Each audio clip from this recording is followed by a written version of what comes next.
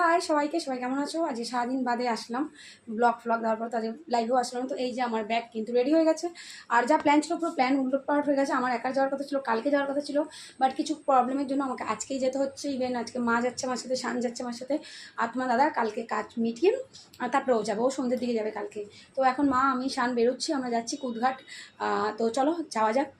খুব মানে ল্যাগেজটা এতটাই বড়, আমার খুব টেনশন হচ্ছে। এই ল্যাগেজটা আমাকে টানতে হবে, কারণ এখানে তোমার দাদার জামা, আমার ছেলের, মায়ের সবার আছে। বাপি যাবে না, বাপির কাছে গরু থাকবে। তো এখন আমি আর মা যাচ্ছি, আর ছেলে যাচ্ছে।